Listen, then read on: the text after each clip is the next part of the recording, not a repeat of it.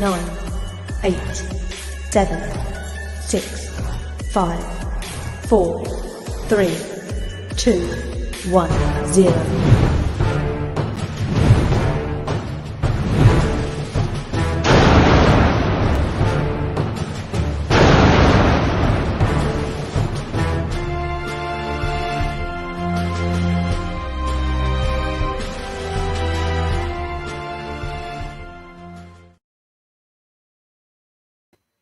Good evening, everybody.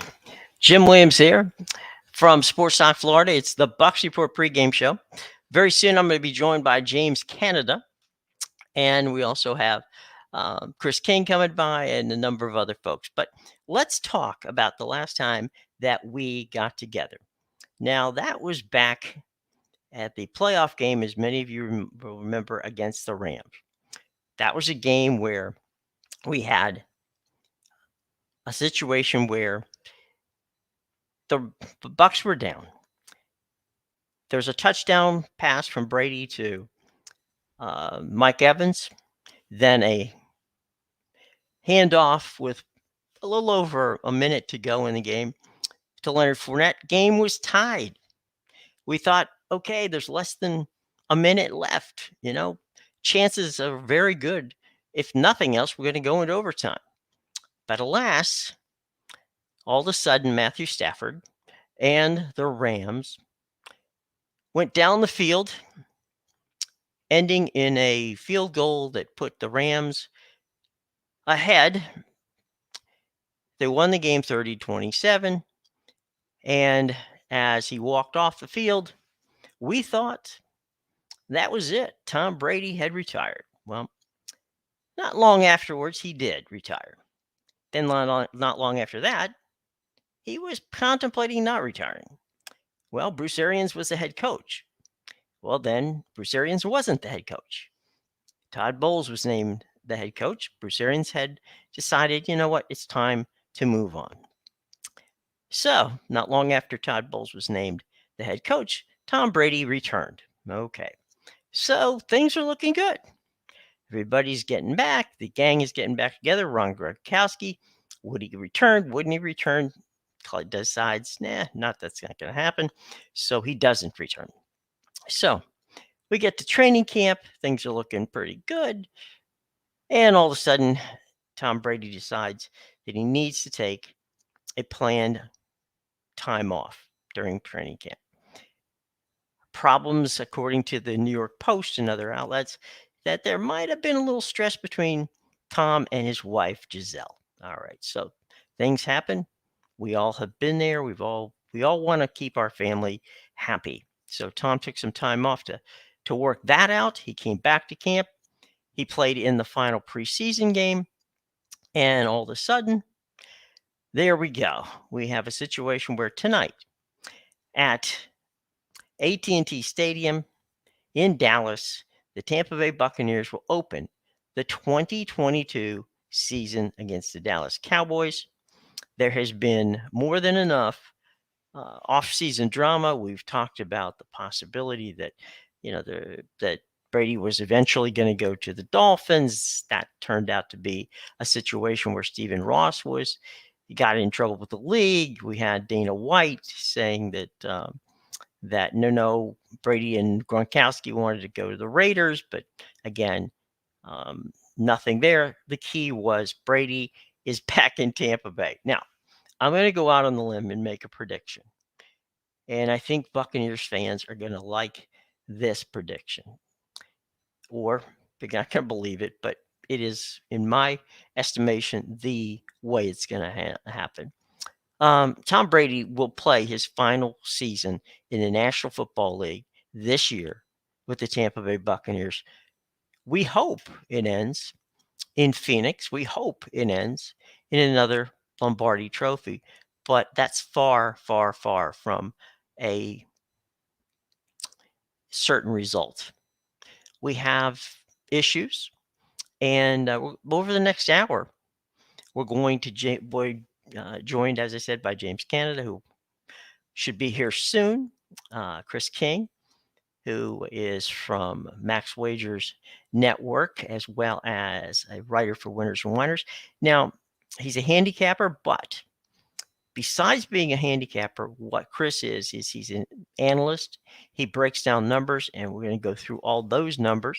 We're going to answer as best we can all of the questions you have and comments that you have. So we're looking forward to a fun and hopefully interesting show. We're here at the Sports Talk Florida studios, and we are going to break down the what we hope will be a Super Bowl quality season. Now, before we get to that, let's go through the scores of the early games. Let's talk about the early game scores. First up, the Eagles. Surprised, I think, by a close game they played with the Lions. Of course, there were a lot of people who liked the Lions on Hard Knocks, and it was a very entertaining show, but the Eagles prevail by a score of 38-35. Next up, we get a tie right off the bat, and that is the Colts and the Titans. In overtime, they tie. The Browns in the in what had to be a wild game, because a revenge game for Baker Mayfield. And in that case, the Browns 26, the Panthers 24. So Baker Mayfield gets his revenge. Not a bad result from that standpoint. Here might be one of the shockers of the day, and that's the Bears 19, the 49ers 10. I know a lot of people thought the 49ers had, a team that's worthy of consideration for the Super Bowl, and certainly in what is the competitive NFC East, or I'm sorry, West. But today, not a good result. The Bears 19, the 49ers lose by a score of 19-10. Next up, the Commanders beat the Jaguars 28-22. This is a game that was played in a driving rainstorm for most of the game at FedEx Field in Landover. And the Jaguars, you know what? It wasn't the result they were looking for, but I believe that it proved that they're a much improved team. How improved, we don't know, but Commanders 28, Jags lose by a score of 28-22. Next up, the Dolphins. This is a key game, and I'll tell you why. The Dolphins 20, Patriots 7. The Dolphins and the Patriots are basically playing for second place. We all know the Buffalo Bills are far and away the best team in the AFC East. They may very well be, and many would argue, that they're the best team in the American Football Conference. And given what they did to the Rams the other night, you would not get an argument from me on that. So the Dolphins and the Patriots are playing for second place. And the Dolphins did a very good job today, on both sides of the ball, offensive and defense. And so they came away with a first place result. And that's not a bad situation. Dolphins 20, Patriots 7. The late games, let me jump over the late game scores. The Vikings are beating the Packers by a score of 23-7 with about 5 minutes left to go in that game. We got the Chiefs just crushing the Cardinals 44-15 with about 7 minutes to go in that game.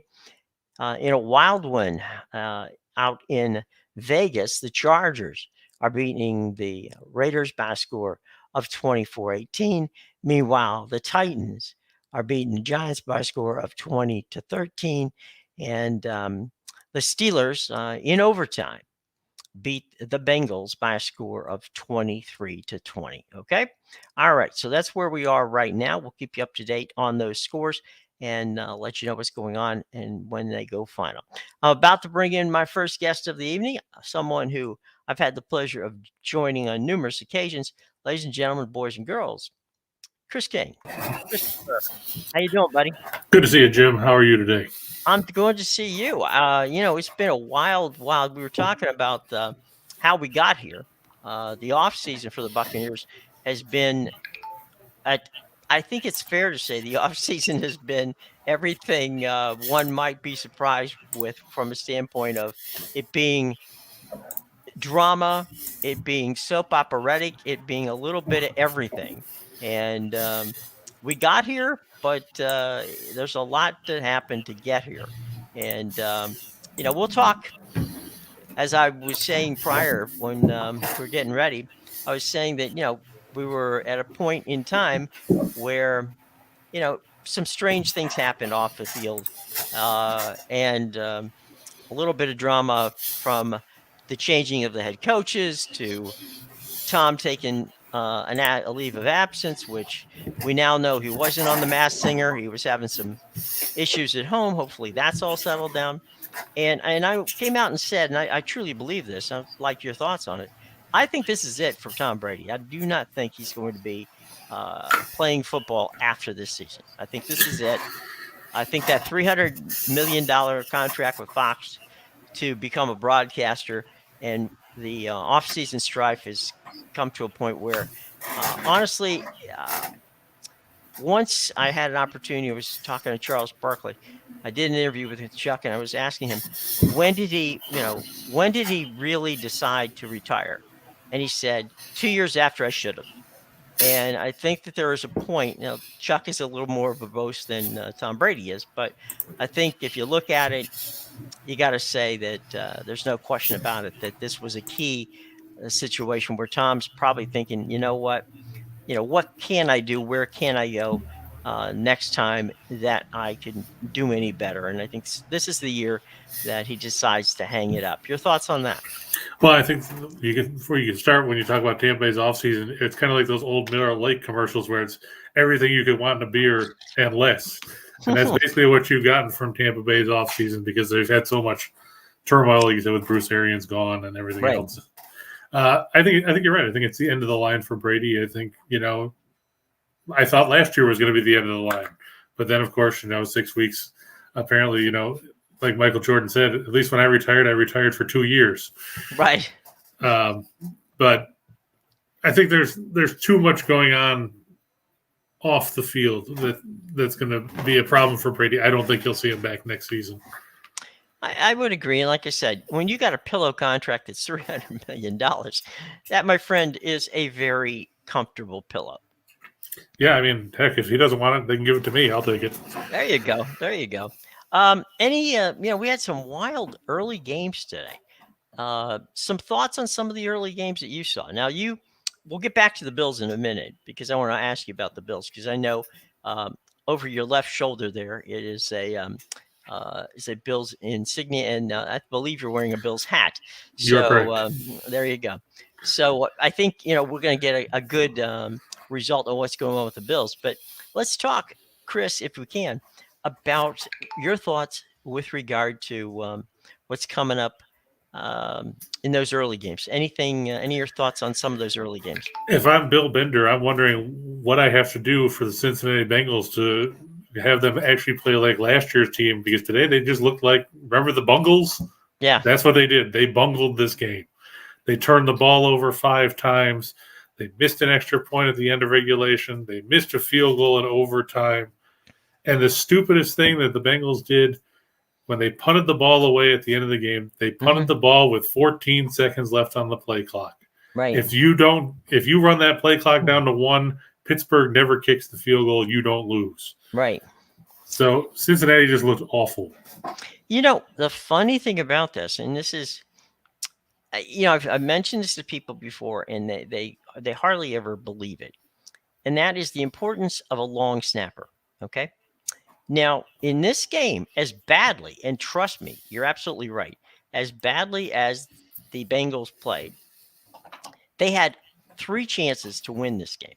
It's true. Okay. They had a chance at the end of the game when they missed the extra point. None of this is on the kicker. None of them was on the kicker. All of it was on the snapper. And that was because their number one snapper had gotten hurt on a special teams play early in the game, and so they had to go to their backup snapper.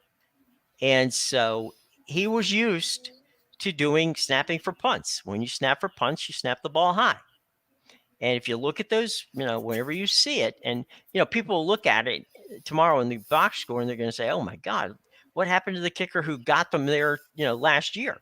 Well, the kicker that got them last year there was still there.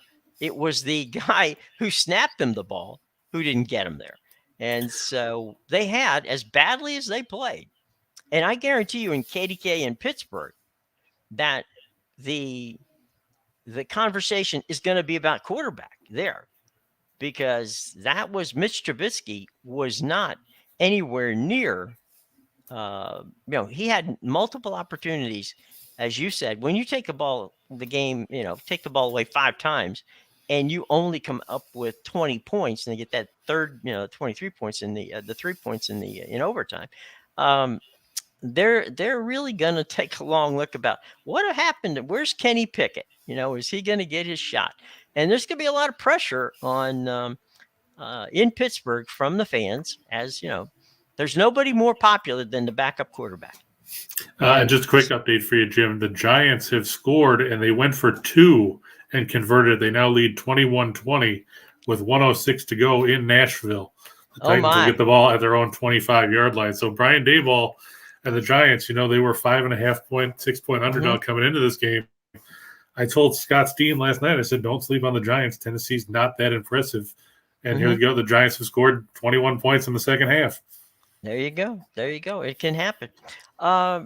We had some interesting results. The Saints, who many people thought were basically going to waltz past the Falcons, spent most of the day losing to the Falcons until, they got that final drive and ended up winning the games 27-26. Some really bizarre. The 49ers had trouble with the Bears. I mean, there were some strange. There's always a couple of strange, opening day games. But this year, it seems like there was a little more than normal. Yeah, the 49ers game, I watched part of it, and Soldier Field looked like a slip and slide where you watch Deebo Samuel run, and he'll go down at the 28, but he slides to like the 22 because there was so much standing water on the field. Right. But San Francisco, they blew opportunities. They had plenty of chances to put the Bears away. They didn't. They gave up.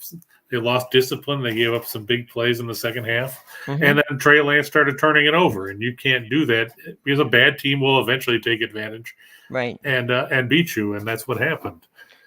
Yeah, and we had a situation where we had a tie with the Colts and the Texans, and that doesn't speak well for Matty Ryan. Well, my brother was hoping that there was going to be 2 ties because we thought that the Cincinnati game was going to end up in one. Because I mean, the last time there was 2 ties in the same week, 1973. Wow! So we don't see that very often. But yeah, I mean, some of it you could say was Matt Ryan's fault. Some of it you could say the fact that the Colts didn't finish drives either. I mean, Blankenship missed that field goal in overtime. Of course, Ryan did fumble 4 times. He recovered 2 of them himself, but still, a lot of that, it's, they missed opportunities. They had a couple of passes knocked down in the end zone. Doolin dropped one in the back of the end zone. But, I mean, they ran the ball well, and, you got to give them credit for coming back from down 17 in the fourth quarter, but obviously this was not the result Frank Reich and probably Jim Irsay were looking for when you open the season against a Houston team that nobody projects to be very good. Absolutely. And anybody who was concerned about the Chiefs without Tyreek Hill, they don't have to worry too much anymore. I think that's they're either they're a lot better than the Cardinals, or it's one of those aberrations. But I got to believe that this is a huge day for Andy Reid to prove that once again he is he's got the team playing well, and Cliff Kingsbury has got to be wondering what the heck's going on after they've signed, the big contract, and all of a sudden, 7 points. Yeah, Kyler Murray did not look impressive. A couple times he rolled out. They had a drive just before the half, rolled to his left, then threw the ball to absolutely nobody on fourth down, and it wasn't even close. I mean, he put up pedestrian numbers, 22 of 34, 193 yards, 2 touchdowns, but that's not going to get it done. I mean, I get it. They missed DeAndre Hopkins. Hollywood Brown has only been targeted 5 times in this game. He caught 3 passes. When you're throwing to Greg Dortch, and you got to dig pretty deep on the depth chart to figure out who Greg Dortch is. But obviously, the Cardinals have more issues than anyone wants to let on. They did nothing in the first quarter, and by then they were already down 14-0. They never got back in the game because they're a team in disarray. Let's face it. You said they paid Kyler Murray a ton of money.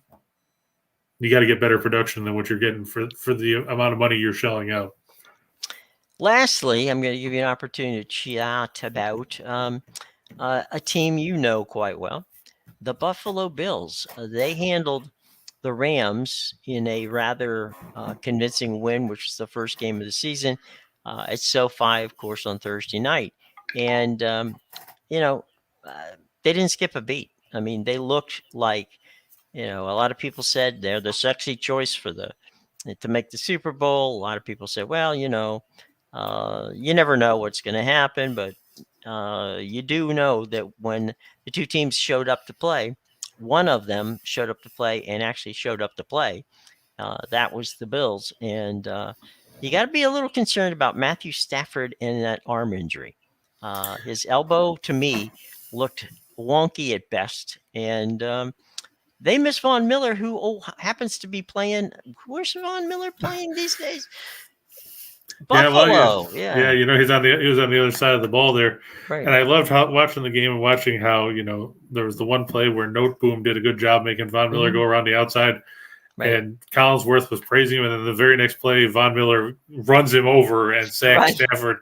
And when you're a commentator, you got to wonder, well, now I just look like an idiot because I just said this guy was great. Yeah. But yeah, Buffalo, they played good football. They overcame their mistakes because they had 4 turnovers. Let's not take that away. The Rams made some solid, opportune plays on defense. But you know who I feel bad for? And normally I don't feel bad for a player on the opposing team.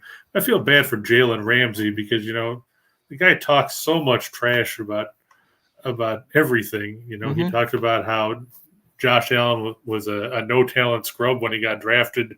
And Allen has gone 3-0 against Ramsey's teams since he's been in the league and lit him up. And Ramsey did nothing in that game. He was targeted 7 times, gave up 6 catches for 124 yards and 2 touchdowns, which was a perfect passer rating of 158.3. There's not a whole lot you can do to defend what Ramsey did, but it showed what a loss Von Miller was to the Rams because they couldn't generate as much of a pass rush. And it shows you how deep Buffalo's defensive line is now to register 7 sacks and have a guy in Shaq Lawson, who was a first-round pick a few years ago, be inactive. Right. That just shows you the depth there is on that side of the ball. Well, also the fact that you have a quarterback who's the size of a linebacker. Well, there's that too. That does not, and he's got a great arm and he can throw, and it's and he'll knock people over when he runs the ball too. Ask Nick Scott. Yeah. The other thing is, and this is we'll finish up on this and we'll get to tonight's big game between the Bucs and Cowboys, but not for nothing, as the old saying goes.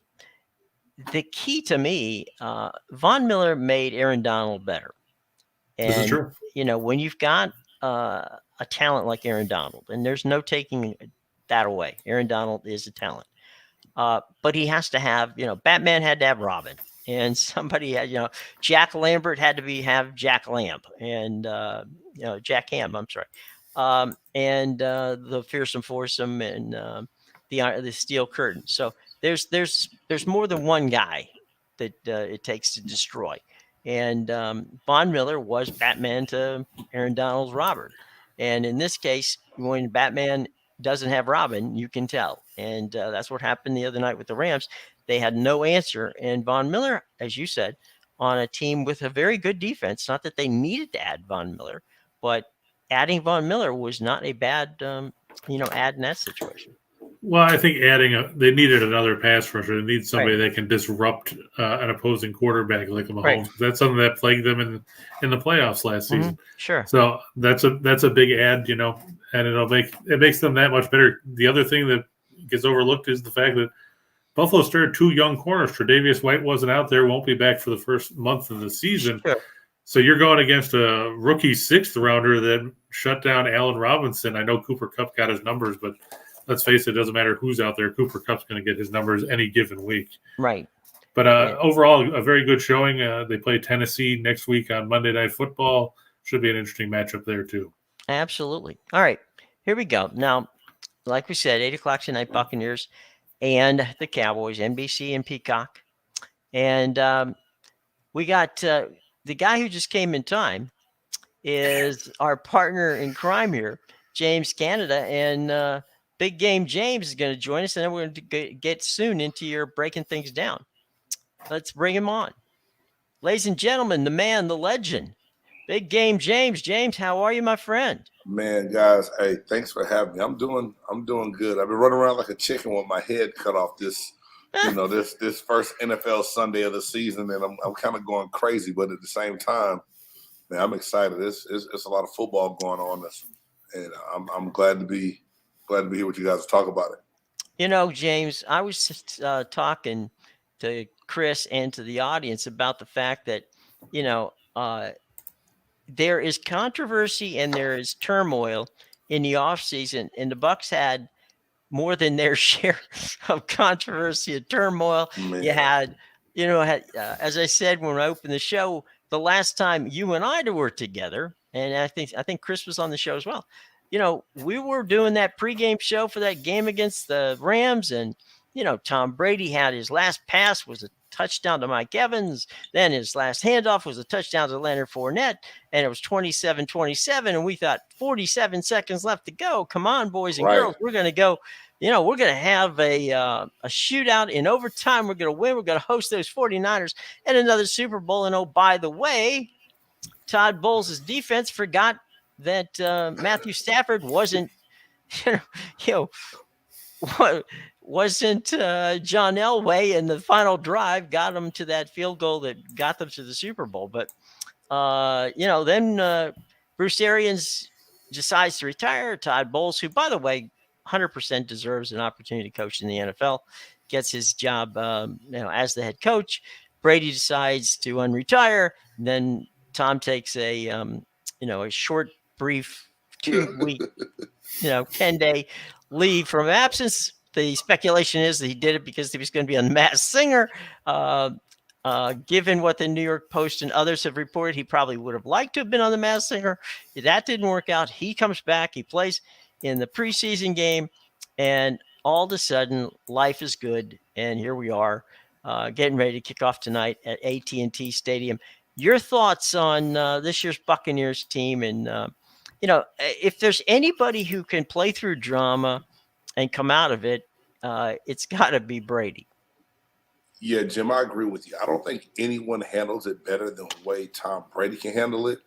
But just the whole roller coaster itself of the offseason and going into the season, it's got me feeling a little uneasy right now, just to be honest with you. You retire, you come back. Your head coach seems like, he's going to be there, and then Arians decides he's going to move into a consultant role and hand the team over to Todd Bowles. Right. All the rumors coming out was this Brady's doing to where if Arians is gone, I'll come back and maybe play another year. Right. And then that move is made. Is it true? Right. We don't know. Speculation. Right. In the middle of camp, you decide that, hey, this is pre-planned. Right. I gotta, got something I gotta do. Who pre-planned something when you know when training camp is? You came back. Well, you knew the schedule of training camp. Right. So bull is bull, right? It's something so stink about everything that's going on. Right. Fournette was in training in a mini camp, almost my size. Right. And then, got to get the weight back down to be reliable running back again. Right. The offensive line is beat up. It's so many different variables to this team right now that makes me almost – I just did a show with one of my Cowboy friends, and I just told him, I was like, man, I may not watch the game tonight. I was like, I might not look at it because I feel like my stress level is going to be on 12 out of 10. Well, James, you bring up a good point, and that is that that there's a lot of concern if you're a Buccaneers fan about a number of different things. Is Gronk's gone? All right, and we know Gronk was, his Tom's safety blanket. Right. Can that safety blanket now be Julio Jones? I was just going to say that. I think Yeah. Julio Jones he's a big body. He's not Right. a blazer like he once used to be, Right. but he still has a giant frame. And in that red zone, not even that. I still think you have a capable receiver in Mike Evans, so you had to share the ball with Gronk that now can get more targets in the red zone or, in that area to where his numbers can be, what other number one receivers' numbers are on their teams. So we lose a little bit with Gronk, but let's be realistic. Cameron Brate can catch the ball. We lose blocking there a little bit. Right. Gronk late in his career is still good for what he was needed for, but I still think we have enough pieces to cover up for him not being there. Let me ask you and Chris the same question. With a Julio Jones, okay, who doesn't have to be the number one guy anymore, okay, can he play the role that Julian Edelman and, some of the lesser known players who suddenly, nobody knew who Julian Edelman was until all of a sudden he became a Tom Brady, safety blanket. Those kind of guys are key, and it doesn't necessarily have to be a tight end. It can be, a slot receiver. It can be somebody. The one thing Julio Jones does, and again, I'll let you guys talk about it, is he runs routes precisely, but he understands when to break them off, and that is a skill. I think you're right. First, I want to say that I thought James was going to say that Fournette came to minicamp looking at about the size of Warren Sapp. But I think he can be the safety blanket. I don't think he's going to be a slot guy like Edelman was, but he's somebody that has the size that he can be a valuable target over the middle and move the chains. Because that's basically what he is now. He doesn't have, like James said, he doesn't have the speed he used to have. He's not going to run by you. He's going to have to make plays and be content with, moving the chains that way as opposed to trying to go 60, 70 yards on a fly pattern, because that's why they got Russell Gage anyway. Right. That's what I think is a great addition.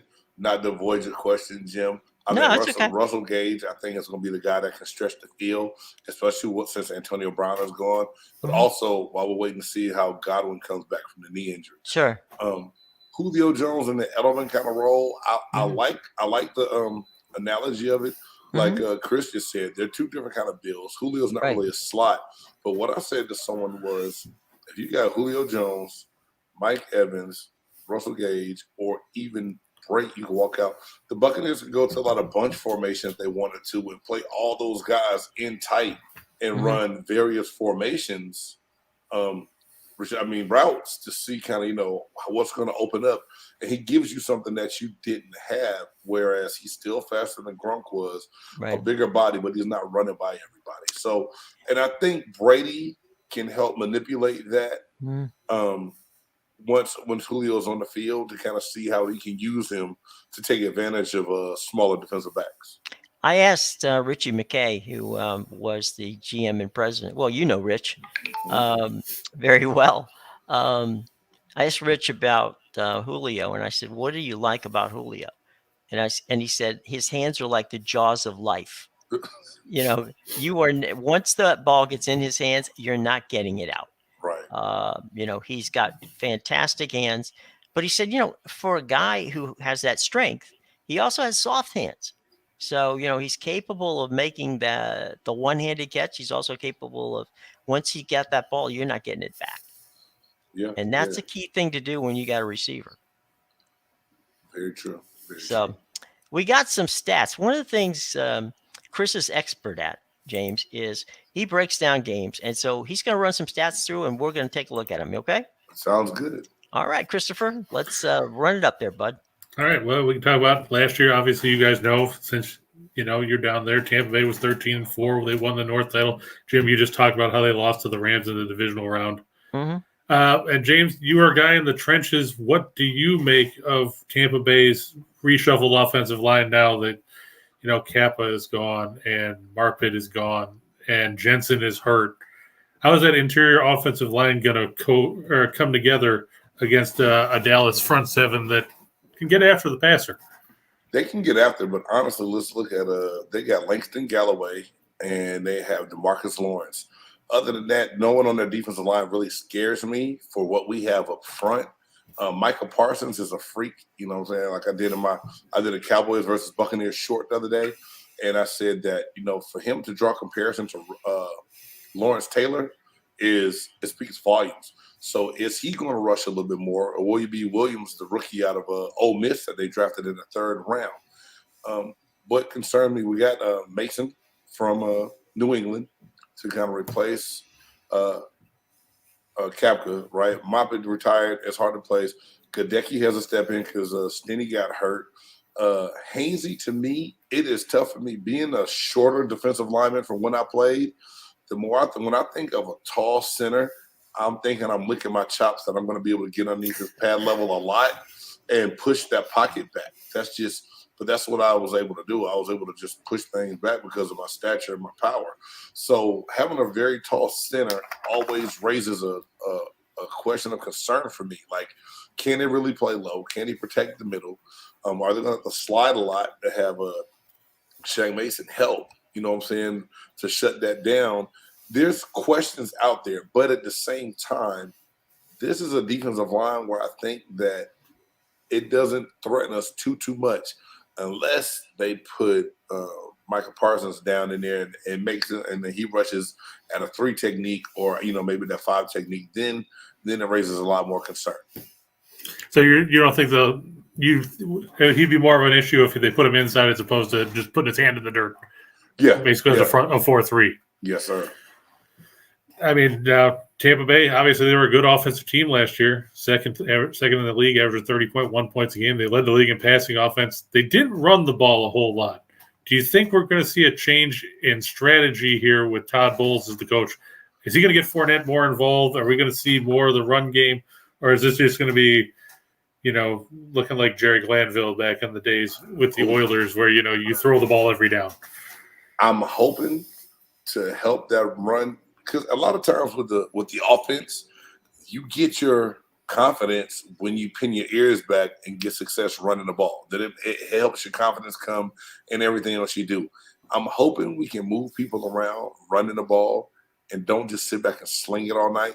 But the one good thing Tom does also, it's a quick passing game. It's not a 5-step, 7-step drop where he's going to hold it for a very long time. And I think that will help. But I really do believe that we've got to get Fournette running more. And as a White, the rookie out of Arizona State, I hope he can help. And Vaughn, I just hope those other pieces there that we have and can help in a rotation. But yeah, I'm hoping that we can run the ball a tad bit more to help alleviate the fact that you put that offensive line in more passing situations and makes Brady more susceptible to being hit. Let me ask you guys a quick question. What's the difference between the kind of offense, the quick pass offense that you're talking about with Tom, and Walsh's West Coast offense? Because, James, I know you played a lot against everybody and the grandmother ran Walsh's offense when you were playing. Yeah, back then, and even like when I was in college at West Coast offense, the ball did come out fast then as well. So I think it's a little bit predicated on that. But there's just variations of it, of the amount of receivers that come into the game. Sometimes with that West Coast offense, you would still have a tight end in the game at times. It's just the way, you threw it a lot and a lot of different pass routes. The passing tree was overloaded. And I think Brady manipulates his own type of offense when it comes to passing game. And even when something is called, the checks that he has in his offense. And I think to me, that's like the biggest difference is what's being called, and even how Peyton did this a lot as well. Yeah. Calling multiple plays in the huddle at one time and having the variations of the checks once you see the defense line up. And I think that's something that was different. A lot of the West Coast stuff was predetermined pass routes that you didn't change a lot, but you were able to take advantage of the defenders on the field for what you had and how your route combinations were run. What about tempo? Because that was the thing when, and you were with Coach Dungy, that was the thing that Peyton was really fantastic at, and actually Brady is good at. Brady likes tempo. Is tempo something you think this team can play? I think they can, and we'll see. But the one thing, like I said, that scares me, 3 preseason games now, and your starters didn't do a lot together during this preseason. Mm-hmm. Tempo takes time and practice, so it may not be as smooth and as pretty as we want it to be this first week. Mm-hmm. But I think they can do it. But I think Tampa's capable of doing tempo. And as a defensive guy on the defensive line, you hate tempo. You want to be 3 and out. You want to get it stopped, because by the time you look up, and if it's a 12 to 15 play drive, you're gassing, you're tired, you can't even think straight anymore. So tempo works great once you do it, and if you can have success doing it, because it tires out those big bodies up front.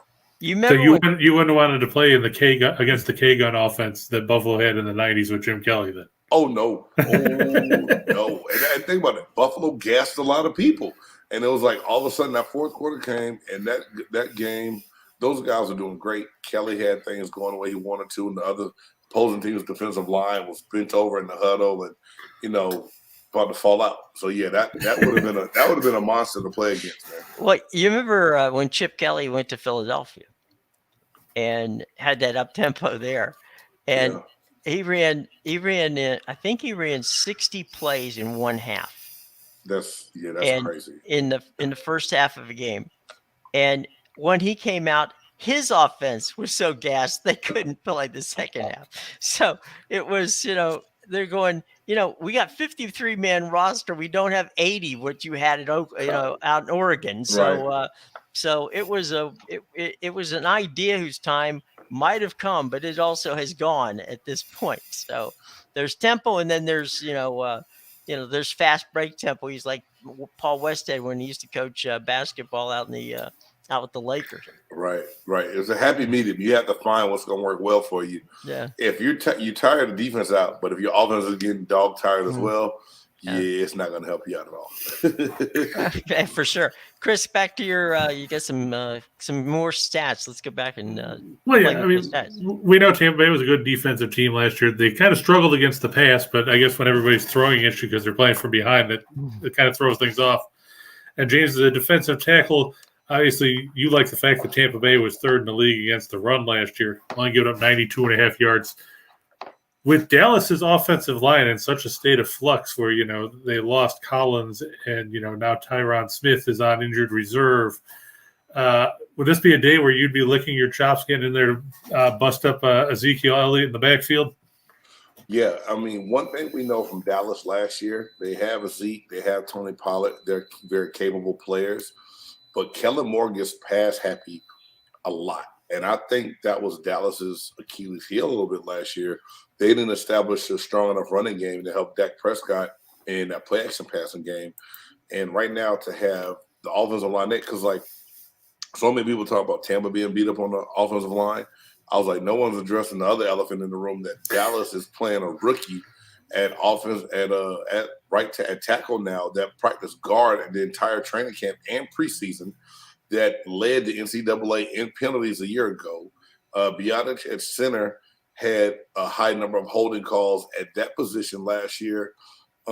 Dallas's line, I believe, is going to struggle when you got the likes of Vita Vea, Akeem Hicks, Joe Tryon, Shayanka, Shaq Barrett, that can all get after it, but we all play the run. They play the run very well. Also, I don't think that's been accounted for in all this other talk about all these major media outlets. That I'm very interested to see how it plays out tonight.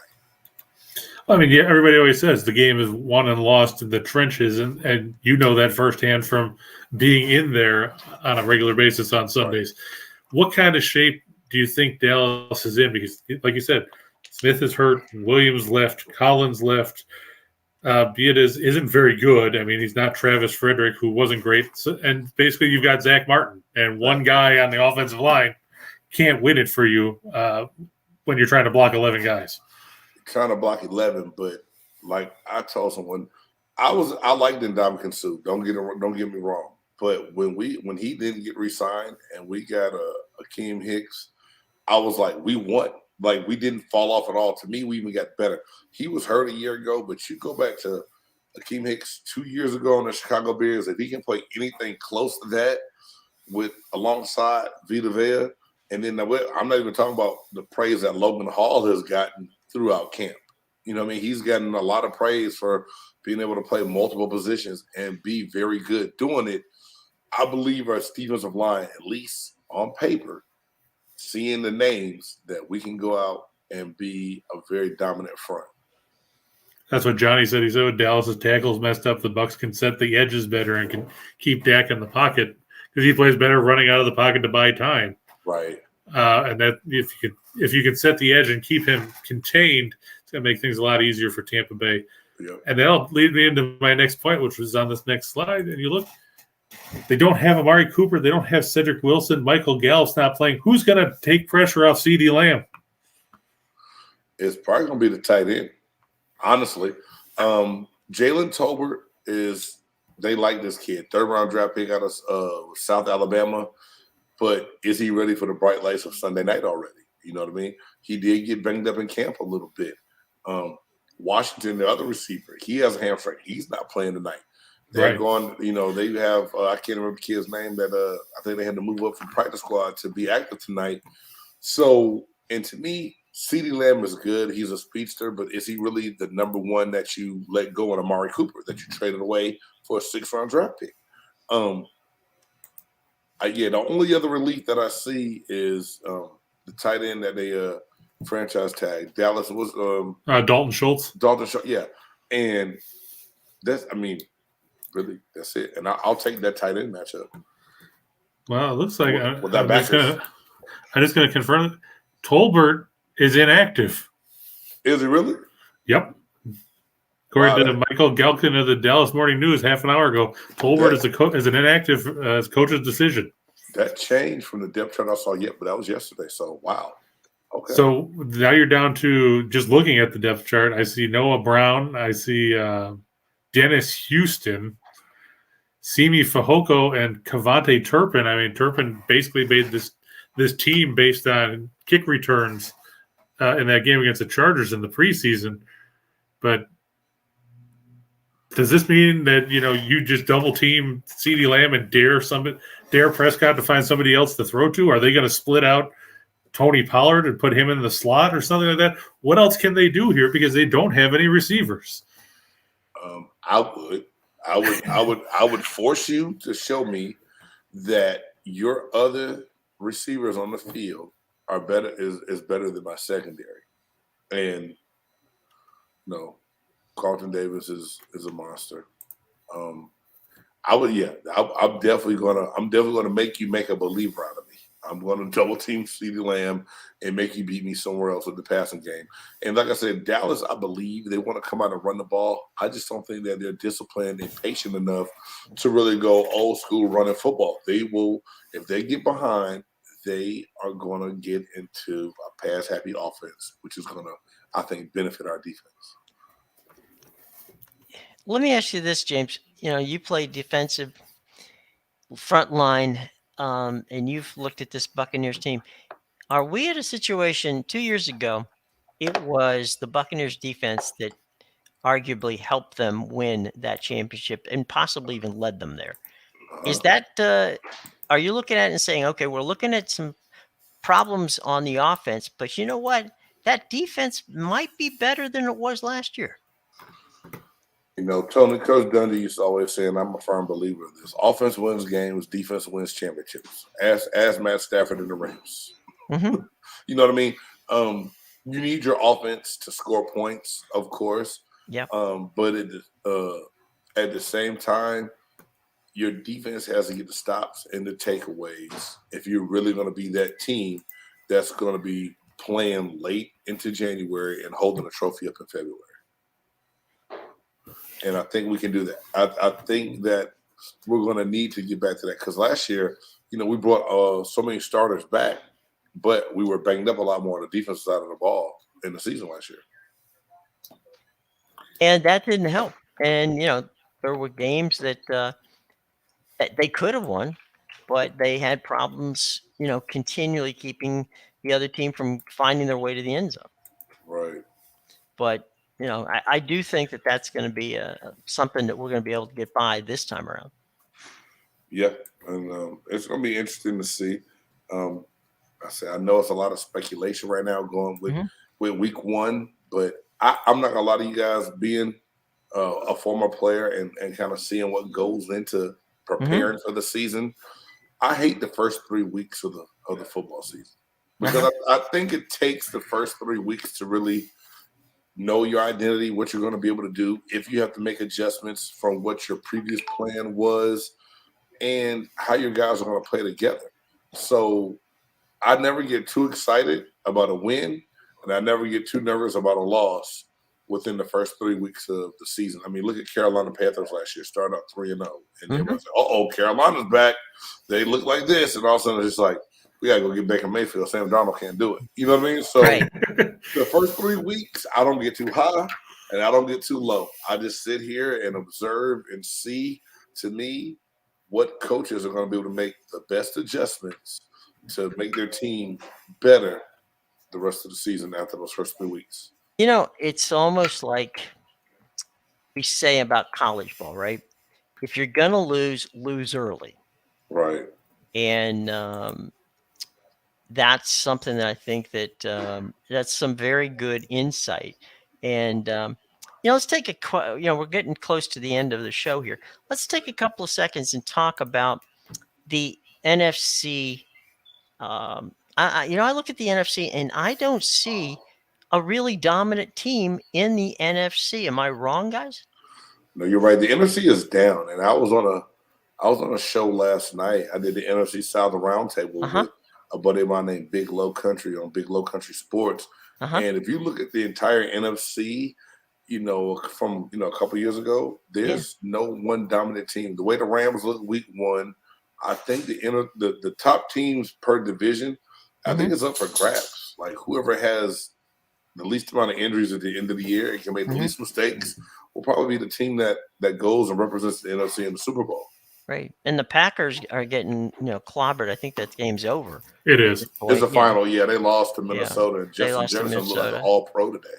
And we already know, that a lot of people, a lot of Super Bowl folks out of Vegas thought that this was going to be the Rams year. And we talked about how Chris's Buffalo Bills, handed them a pretty decisive loss.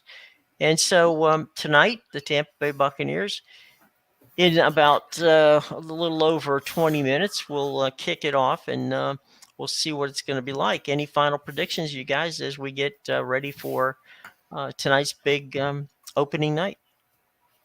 I defer to James. I'll let him go first. Obviously, you go with the guy that played in the league before you go with me. Honestly, this has been my prediction on the shows that I've done, and I'm not going to change it now. I did just say that I said the Bucs lost in one show, and I changed my mind, and that's reverse psychology on me. I do that sometimes. He psyched himself out. Yeah, but no, I really think Tampa Bay Buccaneers win. I think it's a sloppy football game by both teams early. I think the Buccaneers edge it out 24-21. Okay, 24-21. Christopher. I agree with James. This is your business, so yeah. I agree with James. I know the Tolbert decision is a head scratcher, but then again, it's Mike McCarthy, and when's the last time he actually made a decision that anybody thought made common sense? I don't trust Dallas. I mean, Prescott's still hobbling around on that ankle. They only have one receiver. And like James said, if you bracket him, if it's Davis, if you put Antoine Winfield over the top or whatever to shut him down, Dallas doesn't run the ball well because, like James pointed out, Kellen Moore is pass happy. Be interesting to see how Prescott throws the ball 50 times and only 3 guys get targeted. But at the end of the day, I think this is another one of those been there, done that sort of things. Even though there's been upheaval with Tampa Bay, I think you got to go with the Bucs here. Brady's 6-0 in his career against Dallas. I think he makes it 7-0 tonight. I'm going to say that Tampa Bay wins it 27-20. I'm going to go with Tampa Bay. I'm going to go 21-17. I think it's not going to be – I like the concept of winning ugly, and I think this is going to be as ugly as hopefully it gets for the season. But I do think that the Buccaneers win this game, and that we'll see. We'll see.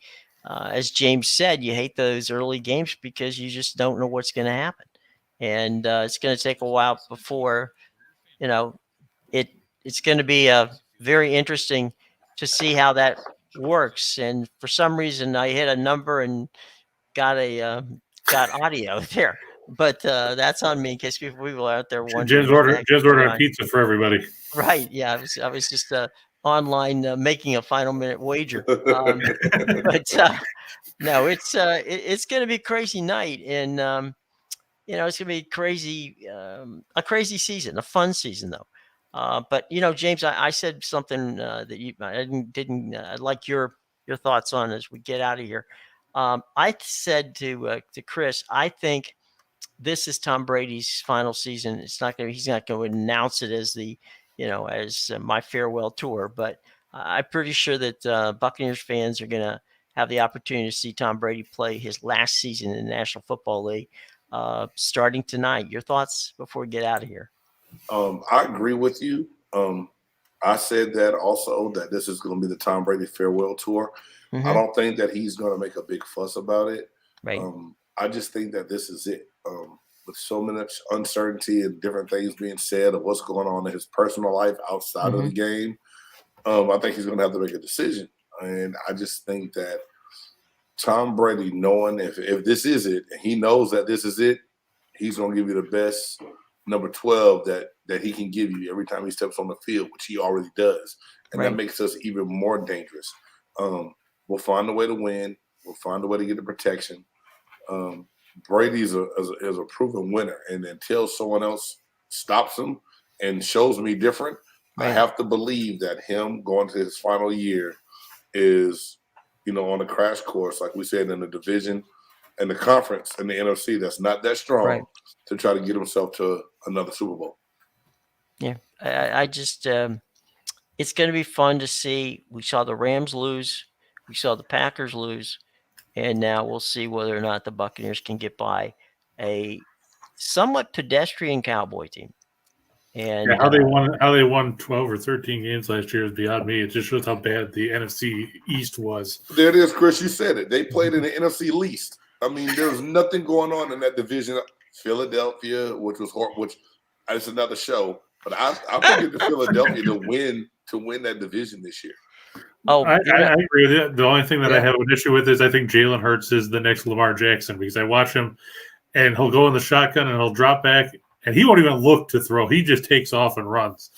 And I'm just worried that somebody's going to end up braining him on one of these plays. He's going to end up getting knocked out for an extended period. And as much as everybody loves Gardner Minshew and Minshew Mania, I don't know if he can carry a team long term. No. Agreed. I'll just go on record. Gardner. You want to go ahead? My Twitter is there. You want to hate on me for saying Gardner Minshew is not going to make it? Go for it. I'm more than happy to defend that argument. Well, gentlemen, it has been a pleasure, and we will see you all again. We hope that you enjoyed it. We had a lot of fun bringing it to you. We will be back next week, only a lot earlier. So,